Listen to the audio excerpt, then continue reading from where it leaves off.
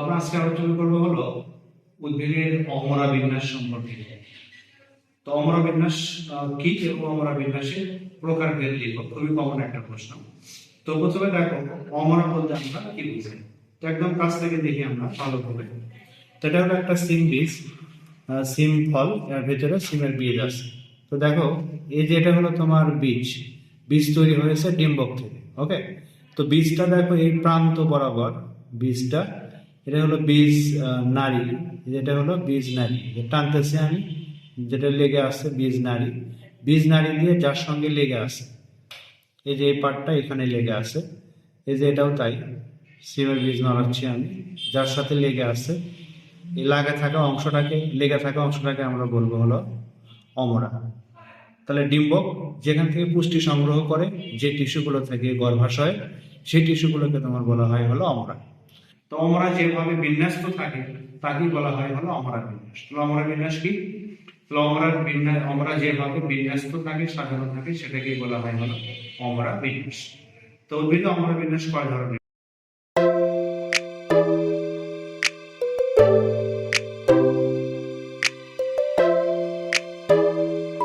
তো দেখো প্রথম হলো মার্জিনাল অমরা বিন্যাস। তো দেখো মার্জিনাল অমরা বিন্যাস কাছ থেকে দেখো।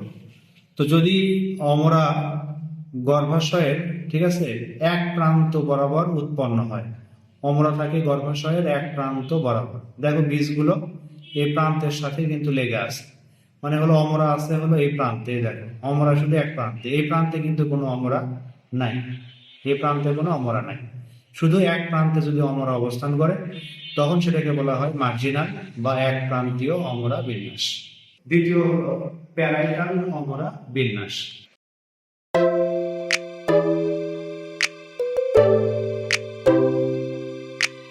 অমরা যদি গর্ভাশয়ের পার্শ্ব প্রাচীরে একের অধিক প্রান্তে থাকে তখন তাকে আমরা বলবো হলো বহুপ্রান্তীয় অমরা বিন্যাস বা প্যারাইটাল অমরা বিন্যাস।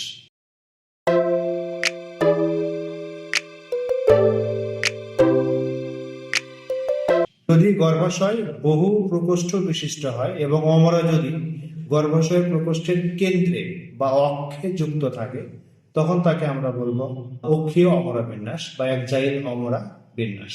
ঢেঁড়সে দেখো এখানে 5টা প্রকোষ্ঠ আছে, আর ঢেঁড়সের বীজগুলো দেখো মাঝ বরাবর, বীজের মাথাটা মাঝ বরাবর এর সাথে লেগে আছে, এর সাথে লেগে আছে। দেখো এটা হলো তোমার গর্ভাশয়ের প্রকোষ্ঠ, এই যে 1টা 2টা 3টা 4টা, আর মাঝখানে এটা হলো তোমার অক্ষ।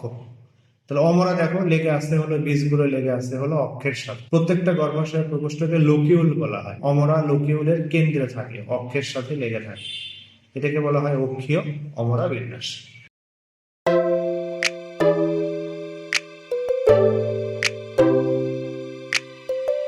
যদি এমন হয় গর্ভাশয় এক প্রকোষ্ঠ বিশিষ্ট আর অমরা তোমার লেগে থাকে হলো একদম সেন্টার, অক্ষের সাথে লেগে থাকে, তখন তাকে আমরা বলবো হলো ফ্রি সেন্ট্রাল অমরা বিন্যাস।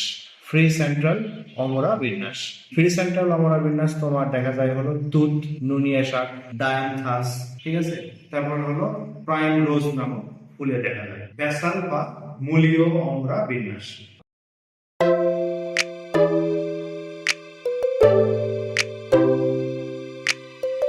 ফুলের বোটা যেখানে, সেখান থেকে অমরা উৎপন্ন হয়, একদম ভিত্তিতে লেগে থাকে হলো গর্ভাশয়ের মাথাটা, আর এইখানে তোমার হলো অমরা লেগে থাকে।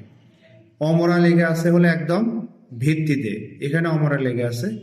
তো এর যখন বীজ হবে, বীজগুলো এখানে মুখ দিয়ে লেগে থাকবে, তো এটাকে বলা হয় ব্যাসাল বা মূলীয় অমরা বিন্যাস। তাহলে যে অমরা বিন্যাসে অমরা তোমার থাকে হলো গর্ভাশয়ের ভিত্তিতে বা বেস প্রান্তে থাকে, সেটাকে বলা হয় হলো ব্যাসাল বা মূলীয় অমরা বিন্যাস। এমন অমরা বিন্যাস তোমার দেখা যায় হলো ধান, সূর্যমুখী, তারপরে হলো গাঁদা ফুল। ওকে, অ্যাপিক্যাল অমরা বিন্যাস। তো খেয়াল করো এটা হলো একটা ধনিয়া। ওকে, তো আমি ধনিয়াটাকে যদি আমি খুলে ফেলি, দেখো মাঝ বরাবর যদি আমি ভেঙে ফেলি, ধনিয়ার গর্ভাশয়ের মূল হলো এইটা, গর্ভাশয়ের মূল হলো এইটা। ওকে, আর গর্ভাশয়ের বিপরীত শীর্ষ অংশ হলো তোমার এইখানে। যদি গর্ভাশয়ের শীর্ষ থেকে অমরা তৈরি হয় তখন আমরা সেটাকে বলবো হলো শীর্ষক অমরা বিন্যাস বা অ্যাপিক্যাল অমরা বিন্যাস। এবার দেখো সুপারফিশিয়াল। যদি কোনো গর্ভাশয়ের প্রাচীরের সাথেও অমরা থাকবে, অক্ষের সাথেও অমরা থাকবে, তখন সেটাকে আমরা বলবো হলো সুপারফিশিয়াল অমরা বিন্যাস। তাহলে সুপারফিশিয়াল বা গাত্রীয় অমরা বিন্যাস কি? যে অমরা বিন্যাসে অমরা অক্ষ থেকেও তৈরি হয়, পাশাপাশি তোমার হলো গাত্র থেকেও তৈরি হয়, এটাকে তোমার বলা হয় হলো গাত্রীয় অমরা বিন্যাস। উদাহরণ তোমার হলো শাপলা, পদ্ম, এগুলো হলো উদাহরণ। তাহলে আমরা অমরা বিন্যাস সম্পর্কে মোটামুটি পারবো আশা করা যায়।